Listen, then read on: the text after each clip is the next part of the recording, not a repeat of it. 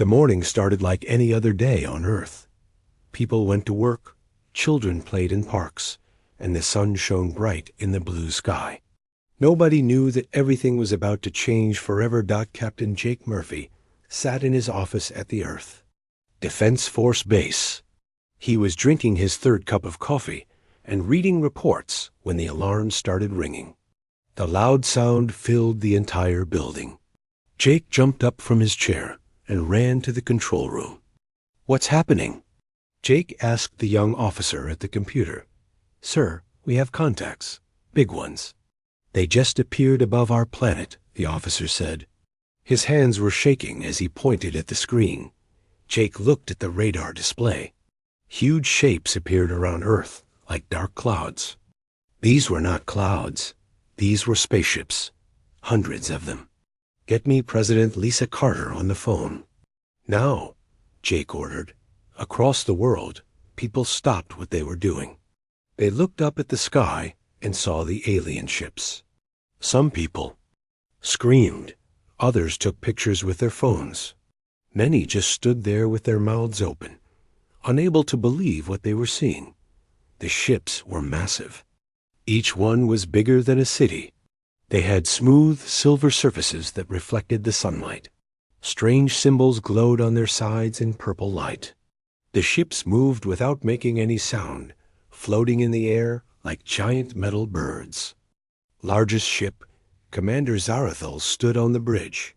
She was 7 feet tall with pale blue skin and white hair that reached her shoulders. Her eyes were bright silver, and she wore black armor that covered her strong body. Like all Valdari women, she was a warrior born for battle. "Report," Zarathil said to her officers. Her voice was deep and commanding. "All ships are in position, Commander," said Sub-Commander Kiravine. She was younger than Zarathil, but just as tall and strong. "The humans have noticed us. Their primitive satellites are trying to scan our ships." Zarathil smiled. It was not a kind smile. "Good. Let them look. Let them see how small they are compared to us." The Valdari had conquered 43 worlds before coming to Earth. Every time, it was the same story. They arrived, showed their power, and the local people surrendered within days. Sometimes hours. The Valdari expected Earth to be no different. "Open a communication channel to their leaders," Zarathil ordered. In Washington, President Lisa Carter sat in the emergency room, deep under the White House. Military leaders from around the world appeared on screens around the table. Everyone looked worried and scared. "How many ships?" President Carter asked. "Our best count is 850, Admiral Kevin Ross replied. He was an old man with gray hair who had served in the military for 30 years. "Each ship is at least 2 miles long. We've never seen technology like this." "Do we know what they want?" the president asked. Before anyone could answer, all the screens in the room changed. A face appeared on every monitor. It was Zarathil. Her silver eyes seemed to look right through the camera at each person in the room. "People of Earth," Zarathil began. Her voice was clear and strong. "I am Commander Zarathil of the Valdari Empire. We have come to your world to bring you into our empire." President Carter leaned forward. "This is President Carter of Earth. What do you want from us?" Zarathil's smile grew wider. "What we want is simple. Surrender. Give up your weapons. Accept Valdari rule. Do this, and your people will live as our servants. Refuse, and we will destroy every city on your planet." The room was silent. President Carter felt her heart beating fast. She looked at the faces of her advisors. Some looked ready to give up already. Others looked angry. "How long do we have to decide?" President Carter asked. "You have 24 hours, Zarathil replied. "After that, we begin the destruction of your world. Choose wisely, humans. We have never been defeated. Your weapons cannot hurt our ships. Your technology is like toys to us." The screen went black, For a moment, nobody in the room spoke. Then Admiral Kevin Ross stood up. "Madam President, we need to evacuate the major cities. Get people to safety." "No," President Carter said firmly. "We're not running. We're going to fight." General Patricia Stone, a tough woman with short brown hair, shook her head. "Lisa, we can't win this. Look at their ships. We have nothing that can touch them." "Maybe not," President Carter said. "But we're not going to surrender without trying. Send word to every country, every military base, every soldier. We stand together, or we fall together." Around the world, people watched the news. They saw the alien ships in the sky. They heard about the ultimatum. Fear spread like wildfire, but something else spread too. Anger, determination. Humans had always been fighters. They had survived ice ages, wars, plagues, and disasters. They were not going to give up now. Lieutenant Amy Blake was at an Air Force base in Nevada. She was a pilot, young and brave, with red hair and green eyes. When she heard about the alien demand, she laughed. "They want us to surrender?" she said to her squadron. "I don't think so." Her friend, Sergeant Danny Fox, nodded. "My grandfather didn't surrender to the Nazis. My father didn't surrender in Vietnam. I'm not surrendering to space aliens." In her laboratory, Dr. Helen Parks worked frantically on her computers. She was trying to understand the alien technology from the brief scans they had managed to get. Helen was brilliant, one of the smartest people on Earth. If anyone could find a weakness in the alien ships, it would be her. "There has to be something," she said to herself. "No technology is perfect. There's always a weakness." As night fell, the alien ships still hung in the sky like dark stars. Their purple lights pulsed slowly, like the beating of giant hearts. On the Valdari flagship, Commander Zarathil looked down at the blue and green planet below. "Another world to add to our empire," she said to Kira Veen. "The humans will surrender tomorrow. They always do." But Kira Veen was not so sure. She had been studying the human broadcasts. Something about these creatures seemed different from other species they had conquered. The humans looked scared, yes, but they also looked angry, very angry. "Commander," Kira Veen said carefully, "what if they refuse to surrender?" Zarathil turned to look at her. "Then we destroy them and take their planet anyway. It makes no difference to us." On Earth, President Carter stood on the balcony of the White House. She looked up at the alien ships and felt a cold wind blow across her face. Tomorrow would bring the greatest challenge humanity had ever faced. She thought about her children, about all the children on Earth. They deserved a chance to grow up free. She went back inside and picked up the red phone. It was time to call every leader on Earth. Time to unite humanity for the first time in history. The aliens had given them 24 hours to surrender. Humanity was going to use those 24 hours to prepare for war. The 24 hours passed like minutes. Around the world, humans prepared for the fight of their lives. Military bases buzzed with activity. Factories worked day and night to build weapons and ammunition. Scientists raced to find any advantage they could. When the deadline arrived, President Carter gave the Valdari their answer. She stood before cameras in the White House, speaking to both Earth and the alien fleet above. "Commander Zarathil," she said, looking directly into the camera, "we have made our decision. We will not surrender. We will not become your slaves. If you want our world, you will have to take it from us." On the Valdari flagship, Zarathil watched the human president's speech. She was not surprised. Most species tried to resist it first. It never lasted long. "Begin the attack," she ordered. "Target their military installations first. Show them what real power looks like." The Valdari ships moved across Earth's sky like Silver death. Purple beams shot down from their weapons, striking Air Force bases, naval yards, and army posts. The beams were so hot, they turned metal into liquid and stone into glass. But the humans were ready. President Carter had spent the last day moving equipment and people. When the aliens attacked the bases, they found most of them empty. The humans had learned to hide. Lieutenant Amy Blake sat in her fighter jet, hidden in a cave in the mountains. Around her, 50 other pilots waited for orders.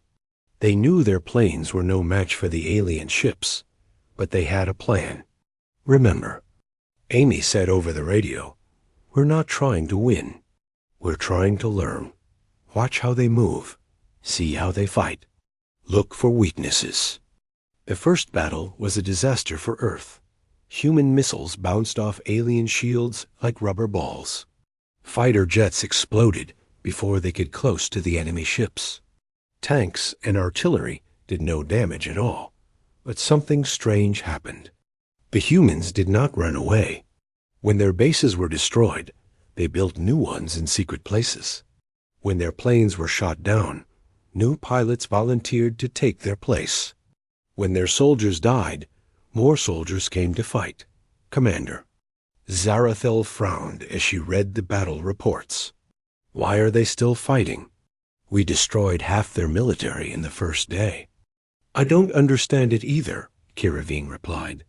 Every other species surrendered after we showed our power. The humans seemed to be getting more angry, not less. The Valdari had never faced an enemy like this. They were used to fighting other warrior races who followed military rules. The humans fought like no species they had ever seen. Sergeant Danny Fox proved this during the second week of fighting. His unit was trapped in a city while alien ground troops searched for them. The Valdari soldiers were 8 feet tall, stronger than humans, and wore armor that stopped bullets. But Danny had an idea. He led his men into the old subway tunnels under the city. For 3 days, they moved through the darkness, setting traps, and striking at the aliens when they least expected it. These tunnels are everywhere, Danny told his squad. The aliens don't know about them. We can hit them and disappear before they know what happened. Danny's tactics worked so well that other human units copied them. Soon, humans were fighting from sewers, caves, abandoned buildings, and forests. They used hit-and-run attacks, booby traps, and ambushes. The Valdari, who were used to open battle, found themselves confused and frustrated. Dr. Helen Parks made the first real breakthrough in her laboratory. She had been studying pieces of destroyed Valdari equipment for days. Finally, she found something important.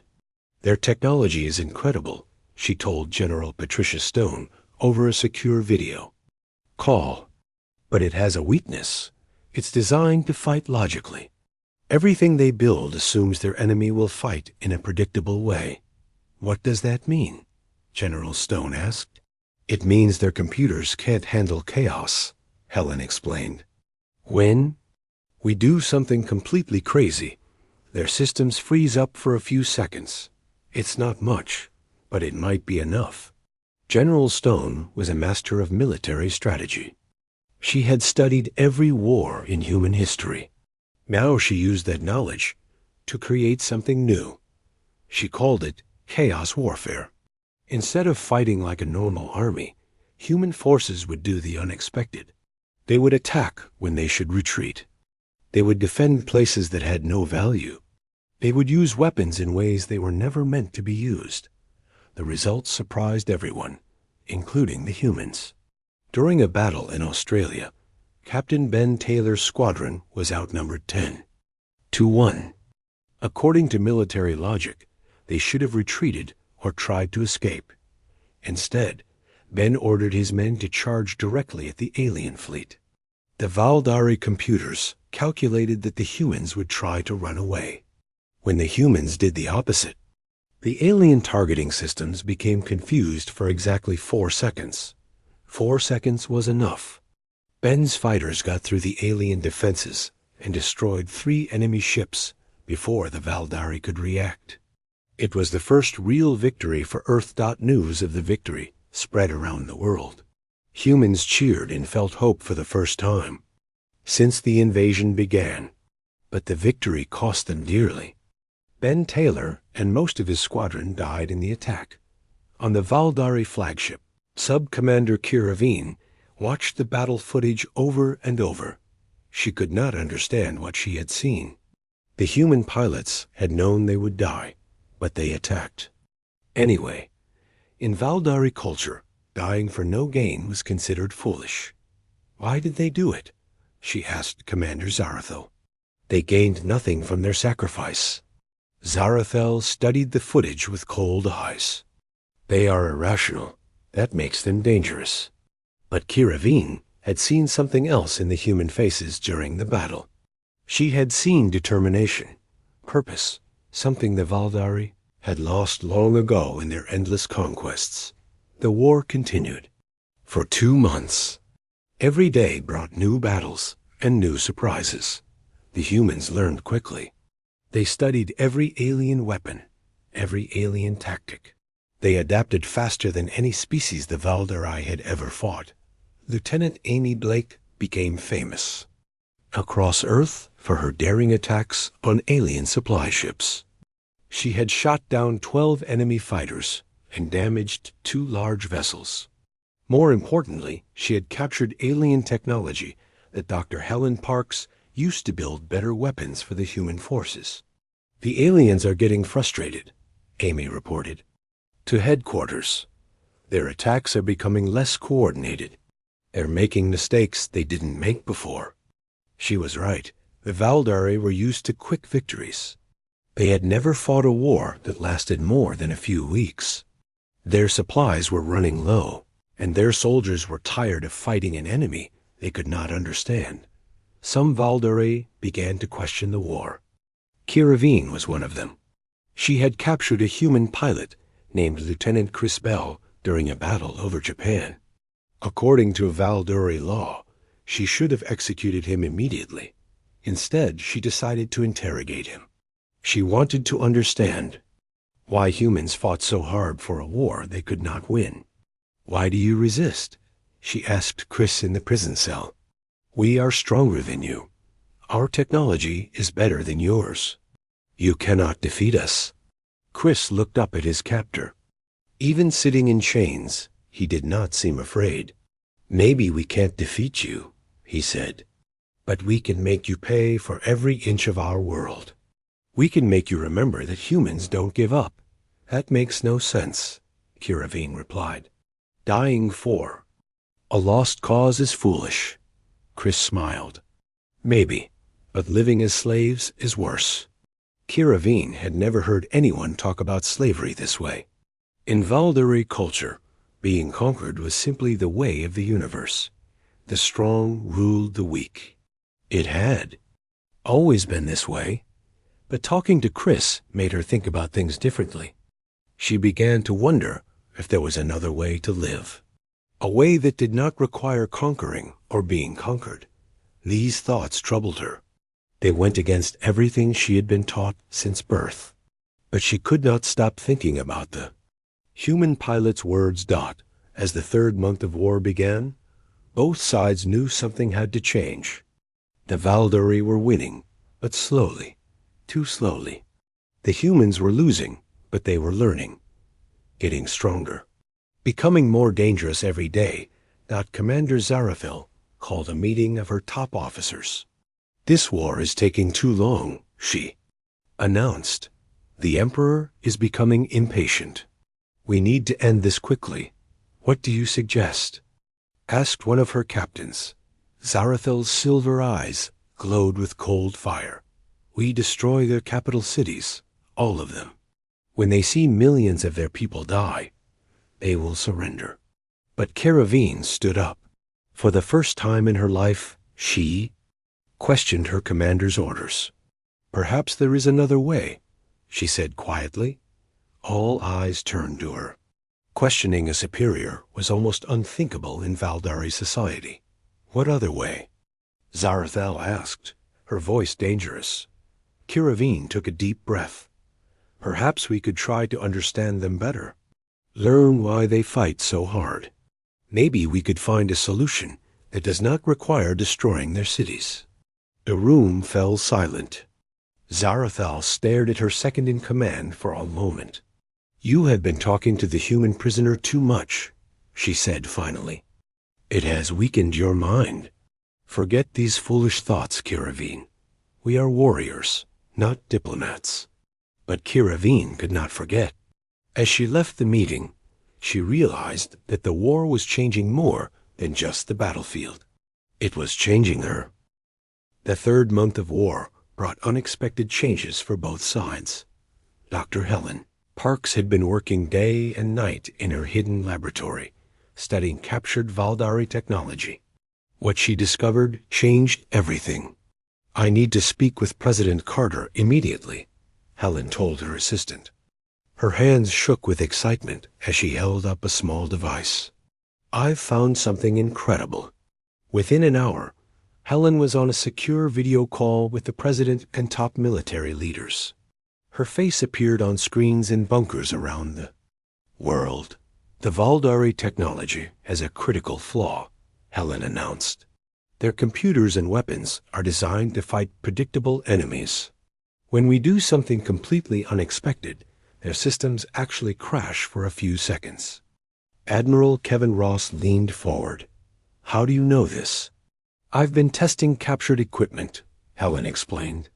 "Every time I input random, chaotic data, the systems freeze. It's like their technology can't handle true randomness. They've programmed out creativity and unpredictability." General Patricia Stone smiled grimly. "That explains why our chaos tactics have been working. We're not just confusing them. We're breaking their machines." President Carter felt hope growing in her chest. "How can we use this?" "We need to be more human than ever," Helen said. "More creative, more unpredictable, more emotional. Everything they think makes us weak actually makes us strong." On the Valdari flagship, Commander Zarathil was having her own problems. Ship after ship reported system failures during battles with humans. Weapons would suddenly stop working. Navigation computers would freeze. Communication systems would go silent at critical moments. "What is causing these failures?" she demanded from her chief engineer. "We don't know, Commander," the engineer replied nervously. "The humans aren't using any advanced technology, but somehow they're making our systems malfunction." Zara fell, slammed her fist on the table. "Find the cause and fix it. We cannot let these primitive creatures defeat our technology." But the problems were getting worse. During a battle over London, an entire Valdari squadron lost power when human fighters performed an impossible flying maneuver. The move made no tactical sense, but it worked. 3 alien ships crashed into the Thames River. Commander Kiravane had continued her conversations with the captured pilot, Chris Bell. Against all military regulations, she had begun to see him as more than just a prisoner. She had begun to see him as a person. "Your people are strange," she told him during one of their talks. "You fight battles you cannot win.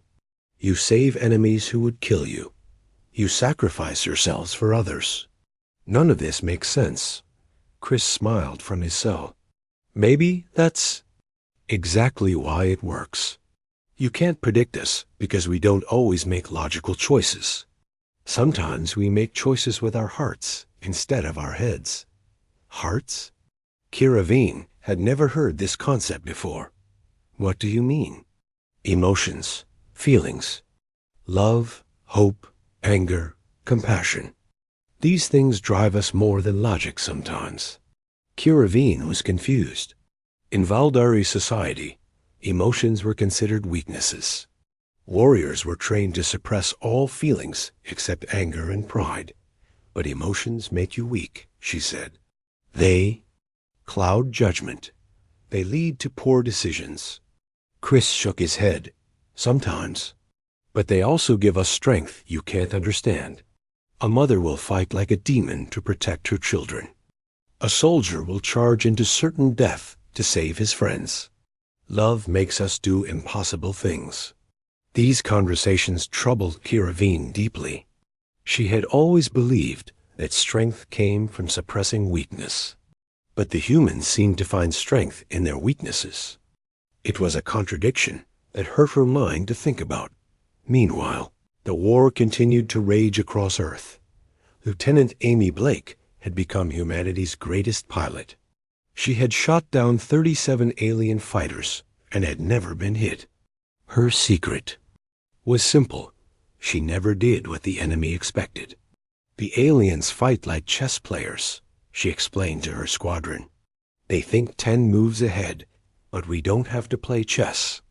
We can flip the board over and play a completely different game. During a battle over Tokyo, Amy proved her point. Instead of attacking the alien ships, she flew her fighter directly into their formation and began broadcasting human music at full volume. The aliens' communication systems, designed to filter out enemy signals, couldn't handle the chaotic sounds of rock and roll. For 30 seconds, the entire alien squadron was deaf and blind. In those 30 seconds, human ground forces destroyed 2 alien ships with surface-to-air missiles. Amy's tactics spread to other units. Soon, human forces were using music, poetry, random number sequences, and even children's laughter as weapons against alien technology.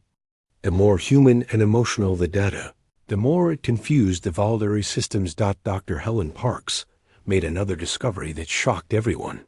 While studying alien equipment, she found hidden files that revealed the truth about the Valdari Empire. They're dying, she announced during an emergency briefing. Their home planet is running out of resources. They've strip-mined 43 worlds, but it's not enough. They need Earth's resources to survive. President Carter felt a mix of anger and sadness. So they're not just conquerors. They're desperate. That doesn't excuse what they're doing. Admiral Ross said firmly, "They're still trying to enslave us." "No, but it explains it," the president replied. "Maybe there's another way to solve this." The idea of negotiating with the aliens was controversial. Many humans wanted revenge for the destruction and death of Valdari had caused. But others, led by President Carter, began to think about alternatives to total war. On the Valdari ship, Kiravine faced her own crisis. Her conversations with Chris Bell had changed her in ways she didn't understand. She had begun to question everything about Valdari society. "Commander," she said to Zarathel during a private meeting, "I have been thinking about our mission here." Zarathel looked up from her battle reports. "What about it? What if we are wrong? What if there is a better way than conquest?" Zarathel's silver eyes turned cold. "You have been talking to the human prisoner too much. It has infected your mind with weakness. Is it weakness to want our people to survive without destroying other worlds?" Kiravine asked. "Yes," Zarathel replied without hesitation. "Strength takes what it needs. Weakness asks permission. We are Valdari. We are strong." But Kiravine was no longer sure. She had seen human strength during the war. She had watched human soldiers sacrifice themselves for strangers. She had heard Chris talk about love and hope and compassion. These things seemed stronger than anything the Valdari possessed. That night, Kiravine made a decision that would change the course of the war. She went to Chris Bell's cell and opened the door. "I'm letting you go," she said quietly. Chris was shocked. "Why?" "Because you were right. There are things stronger than military might. I want to learn what they are." "Come with me," Chris said. "Help us end this war." Kiravine hesitated. Leaving the Valdari would make her a traitor. She would be hunted by her own people for the rest of her life. But staying would mean continuing a war she no longer believed in. "I cannot," she said finally, "but I will not stop you from escaping." Chris reached through the bars and touched her hand. "Thank you. Maybe someday we can meet again when there's peace between our people." "I hope so." Kiravine whispered. Chris Bell's escape created chaos on the Valdari flagship. Commander Zarathel was furious. She immediately suspected Kiravine, but had no proof. The security footage showed only a system malfunction that allowed the prisoner to escape, but the damage was done. Chris brought valuable intelligence to the human forces. More importantly, he brought proof that not all Valdari supported the war. "There are others like Kiravine," he told President Carter during his debriefing. "Some of them are starting to question their orders. The Valdari aren't united anymore." This news gave the human leaders hope. If the enemy was divided, maybe there was a chance for something other than total destruction. Dr. Helen Parks had been working on a new project based on Chris's intelligence. "I think I can create a virus that will shut down their entire fleet," she announced. "Not permanently, but long enough for us to force a negotiation." "Is it safe?" President Carter asked. "It won't hurt anyone," Helen assured her. "It will just make their ships unable to fight for a few hours. But, Commander, it will only work if someone can upload it directly to their main computer system." Everyone knew what that meant. Someone would have to get on to the Valdari flagship. It would be a suicide mission. Lieutenant Amy Blake stepped forward. "I'll do it." "Amy, you can't," Admiral Ross protested. "You're our best pilot. We need you." "You need someone who can get onto that ship and survive long enough to upload the virus," Amy replied. "I'm the only pilot crazy enough to try it, and skilled enough to maybe succeed." President Carter looked at the young pilot with admiration and sadness. "Are you sure about this?" Amy nodded. "Someone has to take the chance. Maybe it's time to do something really unexpected." As preparations began for the most dangerous mission in human history, Kiravine sat alone in her quarters on the Valdari flagship. She stared out at the blue planet below and thought about Chris Bell's words. For the first time in her life, she wondered if strength might mean something different than what she had been taught. Maybe true strength was not the power to destroy, but the wisdom to build something better. The war was about to enter its most critical phase. Both sides were preparing for moves that would determine the fate of two species. Neither side knew that the greatest battle would not be fought with weapons, but with ideas about what it really meant to be strong. The mission to infiltrate the Valdari flagship was set for dawn. Lieutenant Amy Blake sat in her modified fighter, checking her equipment one last time. The small device Dr. Helen Parks had given her was no bigger than a phone, but it contained a virus that could change the entire war. "Remember," Helen's voice crackled through the radio, "you need to plug it directly into their main computer core. The virus will do the rest." "How long do I have once it's uploaded?" Amy asked. 3 minutes before their systems start coming back online. After that, you need to be gone." Amy took a deep breath. 3 minutes to escape from the largest alien warship ever built. It seemed impossible, but then again, humans had been doing impossible things since the war began. "President." Carter's voice came over the communication system. "Amy, I want you to know that whatever happens today, humanity will remember your courage." "Thank you, Madam President," Amy replied. "But I plan to come back and tell the story myself." As Amy's fighter launched into the dark sky, she thought about everything that had led to this moment. 4 months ago, she had been a simple pilot flying training missions. Now she was humanity's last hope. The alien fleet hung in space like a city of metal and lights.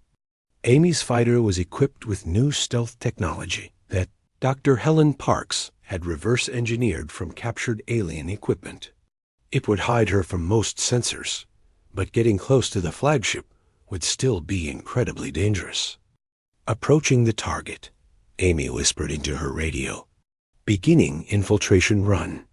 On the Valdari flagship, Sub-Commander Kiravine stood at her post on the bridge. She watched the battle reports coming in from around Earth.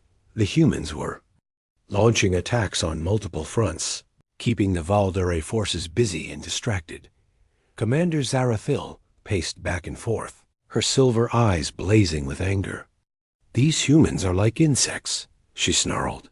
"No matter how many we destroy, more keep coming." "Perhaps it is time to consider other options," Kiravine said quietly. Zarathil spun around to face her. "What other options?" "We cannot return home empty-handed. Our people need the resources of this world to survive. But at what cost?" Kiravine asked. "We have been fighting for 4 months. We have lost over 100 ships. How many more warriors must die for this conquest?" "As many as necessary," Zarathil replied coldly. "That is the Valdari way." But Kiravine was no longer sure the Valdari way was right. Her conversations with Chris Bell had planted seeds of doubt that were growing stronger every day. Amy, Blake's fighter slipped through the alien fleet like a ghost. The stealth technology was working perfectly. She passed within a few hundred meters of several Valdari ships without being detected. The flagship was massive up close. It stretched for miles in every direction, covered with weapon emplacements and sensor arrays. Amy studied the hull, looking for an entrance that wasn't heavily guarded. She found it near the ship's engineering section. A small maintenance hatch that was barely large enough for her fighter. Amy had practiced this maneuver 100 times in simulation, but doing it for real was terrifying. "Going in," she whispered. The fighter slipped through the hatch with inches to spare. Amy found herself in a dimly lit hangar filled with alien maintenance equipment. She quickly shut down her engines and grabbed her gear. The virus device felt heavy in her hand as she crept through the corridors of the alien ship. Helen had given her detailed maps based on intelligence gathered from previous battles. The main computer core was 12 levels up and 3 sections forward. Amy moved carefully, avoiding patrols of Valdari guards. The aliens were 7 feet, tall and heavily armed, but they weren't expecting an intruder. Their security was designed to keep people from getting in, not to find someone who was already inside. Meanwhile, on Earth, the diversionary attacks were intensifying. Sergeant Danny Fox led a ground assault on a Valdari base in Nevada. His mission was to keep as many aliens busy as possible while Amy completed her infiltration. "Remember," Danny told his squad, "we don't need to win this fight. We just need to make a lot of noise and keep their attention." The battle was fierce. Human soldiers, tanks, and aircraft attacked the alien base from all directions. The Valdari responded with overwhelming force, calling for reinforcements from their fleet. Captain Jake Murphy coordinated the attacks from his command center. "All units, maintain pressure. Don't let them think about anything except the battles in front of them." On the flagship, Commander Zarathil was focused on the ground battles. Reports poured in from her commanders demanding more support. She authorized the deployment of additional forces, never suspecting that one small human fighter had already penetrated her ship's defenses. Amy reached the computer core after 20 minutes of careful movement through the ship's corridors. The room was enormous, filled with glowing crystal structures that hummed with energy. At the center stood a pillar of pure light that seemed to contain all the knowledge of the Valdari Empire. "This is it," Amy whispered to herself. She pulled out Helen's device and approached the central computer terminal. But as she reached for the connection port, alarms began blaring throughout the ship. Red lights flashed, and Amy heard the sound of running footsteps in the corridors outside. "Intruder in Section 7, a voice announced over the ship's communication system. "All security teams respond immediately." Amy's heart pounded. Someone had discovered her fighter in the hangar. She had minutes, maybe less, before they found her. With shaking hands, she plugged the virus device into the computer terminal. The device beeped once and began uploading its payload. A progress bar appeared on the small screen.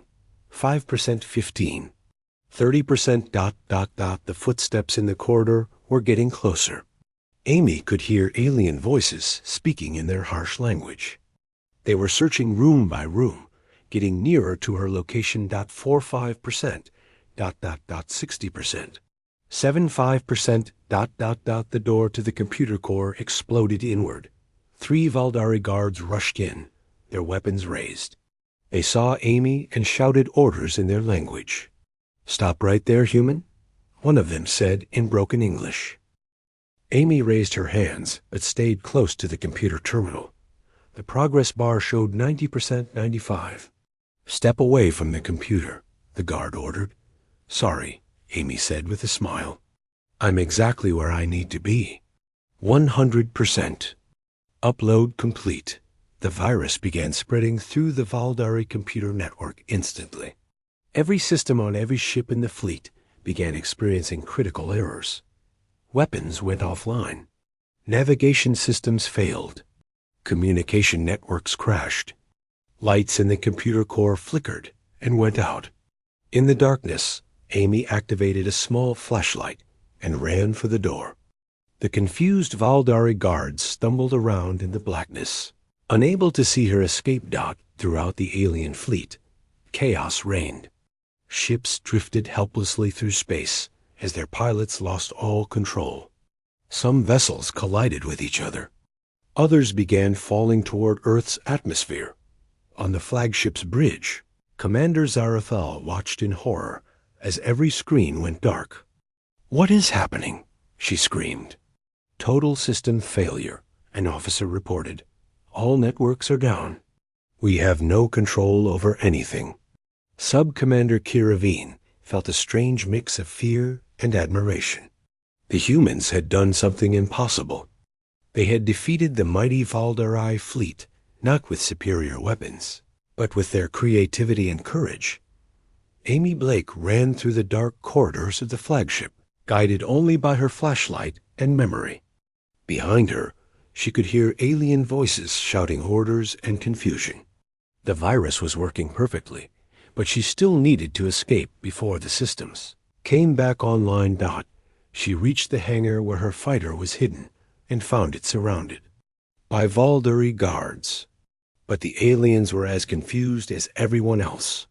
Without their computer systems, they couldn't coordinate their search or communicate with each other effectively. Amy activated a smoke grenade and threw it into the hangar. In the confusion that followed, she reached her fighter and started the engines.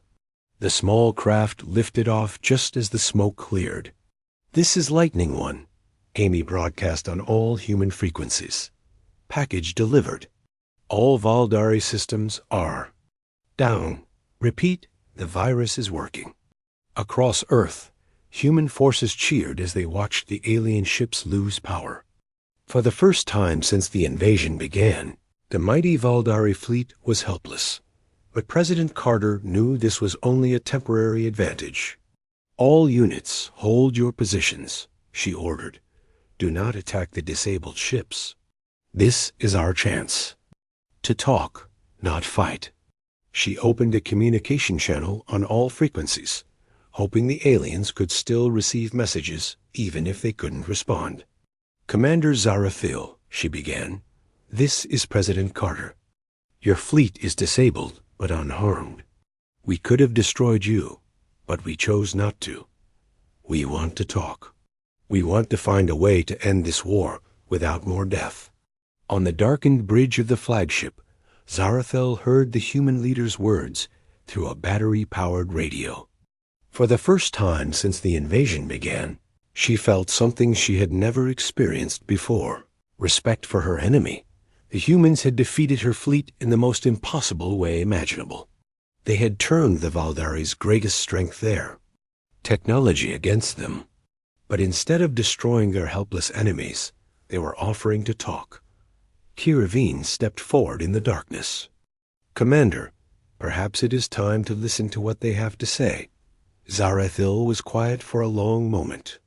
Around her, she could hear her officers struggling to restart their systems. The virus would not last forever, but while it did, the humans held all the power. "Very well," she said finally. "Signal the humans. Tell them we will talk." As word of the temporary ceasefire spread, both species faced a new question. Could sworn enemies find a way to become something else? The war was far from over, but for the first time, peace seemed possible. Amy Blake's fighters streaked through Earth's atmosphere toward home. She had completed the impossible mission, but she knew the hardest part was yet to come. Fighting A. War was difficult, but making peace might be even harder. The fate of two worlds now hung in the balance, waiting to see if courage and creativity could triumph over centuries of conquest and hatred. The meeting took place on neutral ground. A space station that both sides agreed was safe. President Carter arrived with a small team of advisors. Commander Zarathel came with her officers, including Sub-Commander Kiravine. The tension in the room was thick enough to cut with a knife. Both leaders sat across from each other at a simple metal table. Neither spoke for several minutes. They studied each other like two fighters trying to find weaknesses. "You surprised us," Zarathil said finally. Her silver eyes showed a mix of anger and curiosity. "No species has ever defeated our technology before." "We surprised ourselves," President Carter replied honestly. 6 months ago, we didn't even know you existed. Now, here we are. Why didn't you destroy our fleet when you had the chance?" Zarathil asked. "We would have shown you no such mercy." President Carter leaned forward. "Because destroying you wouldn't solve anything. You came here because your people are dying, aren't you?" The question hit Zarathil like a physical blow. How could the humans know about the crisis on the Valdari? Homeworld? "Our intelligence sources are better than you think," President Carter continued. "We know your planet is running out of resources. We know you've strip-mined 43 worlds trying to save your people. The question is, do you want to make it 44? Or do you want to try something different?" Kiravine watched this exchange with fascination. She had never seen anyone speak to Commander Zarathil as an equal before. The human leader showed no fear, only determination and something else, compassion. "What are you suggesting?" Zarathil asked carefully. "A partnership," President Carter said. "Earth has resources, but we also have something more valuable: knowledge about sustainable development. We've learned how to use resources without destroying our world. Maybe we can teach you." The Valdari commander laughed harshly. "You want us to become students of a primitive species?" "Look around you," President Carter said calmly. "You're primitive. Enemies just disabled your entire fleet with creativity and courage. Maybe it's time to admit that technology isn't the only kind of strength." While the leaders talked, another conversation was happening elsewhere on the station. Lieutenant Amy Blake had requested a private meeting with Kiravine. The two women sat in a small observation lounge, looking out at the stars. "I wanted to." "Thank you," Amy said. "For what?" Kiravine replied, confused. "For letting Crispell escape. His intelligence about your people made our mission possible." Kiravine was quiet for a moment. "I am beginning to think that was the right choice, even though it made me a traitor to my own people." "Maybe you're not a traitor," Amy suggested. "Maybe you're just someone who wants something better for both our species. In Valdari culture, there is no difference," Kiravine said sadly. "I can never go home now." Amy studied the tall alien woman. Despite their differences, she saw something familiar in Kiravine, the look of someone who was questioning everything they had been taught. "Maybe home isn't a place," Amy said. "Maybe it's being around people who understand you." Back in the meeting room, the negotiations had reached a critical point. Dr. Helen Parks had joined the discussion and was explaining Earth's environmental technology. "We made the same mistakes you're making," Helen told the Valdari officers. "We almost destroyed our planet with pollution and overconsumption, but we learned to change. We developed clean energy, sustainable agriculture, and closed-loop manufacturing. We can share this knowledge with you." "In exchange for what?" Zarathel asked suspiciously. "Partnership," President Carter repeated. "Your people have technology we could use to explore space and solve problems we haven't even discovered yet. Together, we could do things neither of us could accomplish alone." Zarathil was silent for a long time. Everything about this proposal went against centuries of Valdari tradition. They were conquerors, not partners. They took what they needed by force, not through cooperation, but the war had shown her something troubling.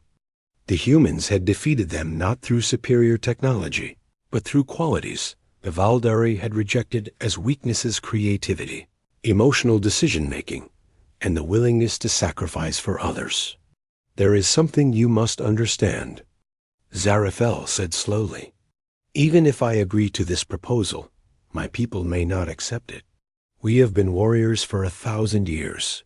It is all we know." "Then maybe it's time to learn something new," President Carter replied. The negotiations continued for 3 days. Both sides argued, compromised, and slowly began to understand each other. The breakthrough came when Kiravine made an unexpected announcement. "I want to defect to Earth," she said during a break in the talks. "I believe in what you're trying to do, and I want to help make it work." Zarathil stared at her second-in-command in shock. "You would abandon your own people?" "I would try to save them," Kiravine replied firmly. "The old way is killing us slowly. This new way might let us live." That night, Zarathil sat alone in her quarters, thinking about everything that had happened. She thought about the war, about the humans' unexpected strength, and about Kiravine's decision to defect. Most of all, she thought about her people back home, waiting for resources that might never come. The next morning, she made a decision that would change the course of history. "I accept your proposal," she told President Carter, "but I have conditions." The conditions were simple but important. The partnership would begin with a small group of volunteers from both species. They would work together on the Valdari homeworld to implement Earth's environmental technology. If the project succeeded, both sides would consider expanding the partnership. The announcement of the alliance shocked both worlds. On Earth, some people celebrated while others protested. Many humans found it hard to forgive the aliens who had tried to conquer them. On the Valdari homeworld, the reaction was even more extreme. Many warriors saw the alliance as a betrayal of everything they believed in. Some called for Zarathil to be removed from command, but the alliance had powerful supporters. Sub-Commander Kiravine became the first Valdari to live permanently on Earth. She worked with Dr. Helen Parks to adapt alien technology for environmental restoration. Lieutenant Amy Blake volunteered to be part of the first human team to visit the Valdari homeworld. She wanted to see if the partnership could really work. The early days of the alliance were difficult. Both species had to overcome centuries of different thinking. The Valdari had to learn that strength could come from cooperation instead of conquest. The humans had to learn to trust former enemies. The first joint project was cleaning the polluted oceans of the Valdari homeworld. Human environmental technology, powered by alien energy sources, began removing toxins that had built up over centuries of industrial abuse. The project was a success beyond anyone's expectations. Within 6 months, fish were returning to waters that had been dead for generations. Plants began growing on shores that had been barren for decades. But the real success was less visible. Valdari and human workers learned to respect each other. They shared meals, told stories, and began to see past their physical differences to the similarities underneath. Amy Blake became friends with a young Valdari engineer named Veltar. Despite being from different species, they discovered they both loved flying, enjoyed solving puzzles, and had similar senses of humor. "It's strange," Amy told Veltar one evening as they watched the sunset over the newly cleaned ocean. "6 months ago, we were trying to kill each other. Now we're working together to heal your world. Perhaps that is what real strength looks like," Veltar replied. "Not the power to destroy, but the wisdom to build something better." The success of the environmental project led to other collaborations. Human medical knowledge helped treat diseases that had plagued the Valdari for generations. Valdari technology helped humans explore distant stars and establish colonies on other worlds.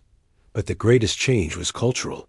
Young Valdari began questioning the warrior traditions that had defined their society for centuries. Young humans learned that former enemies could become valued friends and partners. That transformation wasn't instant or easy. There were setbacks, arguments, and moments when the alliance almost collapsed. But both species had learned something important during the war, that giving up was not in their nature. 5 years after the war ended, the first joint colony was established on a planet halfway between Earth and the Valdari homeworld. Children from both species grew up together, learning each other's languages and customs. Amy Blake, now a colonel, commanded the colony's defense force. Her second in command was Veltar, who had become one of the most skilled pilots in the joint fleet. Together, they protected not just one species, but a new kind of civilization built on cooperation instead of conquest. Kiravine served as the colony's first governor. She had found a new home among people who valued her questions and doubts instead of punishing them. Her decision to defect had inspired hundreds of other Valdari to choose partnership over warfare. Commander Zarathel visited the colony on its 5th anniversary. She walked through streets where human and Valdari children played together, where former enemies had become family. She found Kiravine teaching a mixed class of students about the history of both species. "Do you regret your choice?" Zarathel asked her former officer. Kiravine smiled as she watched a human child help a young Valdari with a difficult math problem. "Look around you," she said. "This is what we accomplished when we stopped fighting and started building. How could I regret this?" Zarathel nodded slowly. The alliance had not been easy for her either. She had faced criticism and even rebellion from traditional Valdari warriors. But she had also seen her people's homeworld come back to life, seen young Valdari discover possibilities beyond warfare. "The humans taught us something important," she said finally. "They showed us that true strength isn't the power to destroy your enemies. It's the wisdom to turn them into friends." As the sun set over the joint colony, children from 2 species ran laughing through streets that had been built by cooperation instead of conquest. Former warrior women who had come to fight humans had instead discovered something more powerful than any weapon. They had found family. The galaxy watched in amazement as humanity and the Valdari wrote a new chapter in the story of interspecies relations. They proved that understanding could triumph over fear, that cooperation could achieve what conquest never could. The war that began with an ultimatum ended with a partnership that would last for generations. The alien warrior women who had expected to conquer Earth instead found something far more valuable. They found a new way to be strong.